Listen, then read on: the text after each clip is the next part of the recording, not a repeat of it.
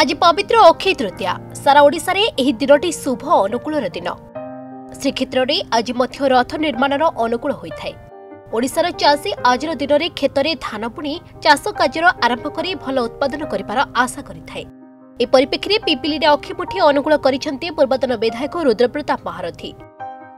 जसुआपुर पंचायतर भगवती पोठारे विजु जनता दल पक्षर आयोजित कार्यक्रम में जोगदे भूमि पूजा कर अक्षिमुठी अनुकूल करथिले विधायक।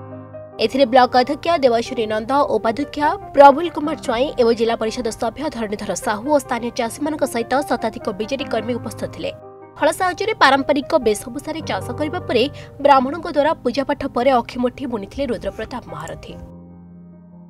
प्रथम तो अक्षय तृतीयार शुभ अवसर में समस्त चाषी भाई भौणी मान हार्दिक अभिनंदन और शुभेच्छा जनाऊँगी। आज आम समस्त एक पवित्र दिन। आजिका दिन में महाप्रभु जगतरनाथ जगन्नाथंकर रथ कार्य आरंभ हुए।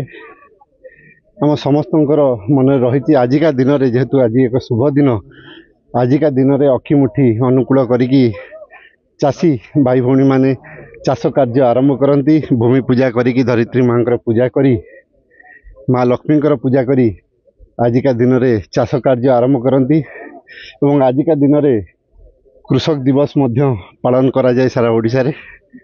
तो समस्त को आउ थे ये शुभ अवसर रे शुभेच्छा और अभिनंदन जनाऊँगी। कृषक दिवस अवसर में शुभेच्छा और अभिनंदन जनाऊँगी। आशा करी महाप्रभुंकर आशीर्वाद रहू एवं ओडिशावासी विशेषकर चाषी भाई भौणी मानकर ए वर्ष फसल बहुत भल हो। विजु जनता दल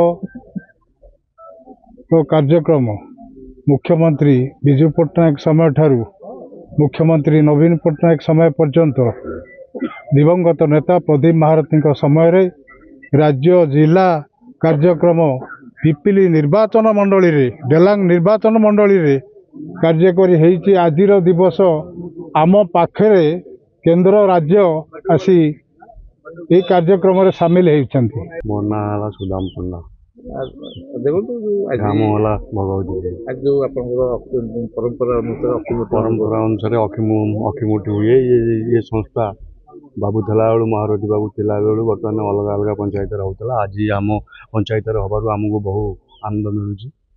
आम ग्रामवासी मान भी बहु आनंद मिलूँ। आज पवित्र अक्षय तृतीया दिवस अक्षिमुठी अनुकूल समस्त को शुभेच्छा अभिनंदन। आज कृषक भाई मानक चाष गोटे अनुकूल दिन। मन पड़ती दिवंगत नेता प्रदीप महारथी जे कहते मु चषा लक्षे जीवन पोषा चाष अच्छी जार कि आनंद ताहार। ये पवित्र अक्षय तृतीया अवसर में मु जसुआपुर पंचायत तरफ भगवतीपुर गाँव तरफ समग्र ओडिशा को एवं समस्त चाषी बंधु मानू चाषी भाई मानू समस्त को अंतरु हार्दिक शुभेच्छा जनाऊँगी, अभिनंदन जनाऊँगी। नीलाद्रु शंख मध्य शतदल कमले रत्न सिंहासनस्थं सर्वालंकार युक्तं नवगन रुचिरं संयुक्तं चाग्रजेन भद्राया वाम भागे रथचरणयुतं ब्रह्मरुद्रेन्द्र वन्द्यं वेदानां सारमीशं सुजन परिवृतं ब्रह्मदारुस्मरामि। वैशाख मास शुक्लपक्ष तृतीया तिथि माधव मास बोली मासटी कह जाए। जगन्नाथ आमर जेहेतु ये मासटी माधव है आमर श्री जगन्नाथ। जय जगन्नाथ कृपारू यही उत्कल माटी सबुबले भूमि पूजाटा को प्राधान्यता देता है।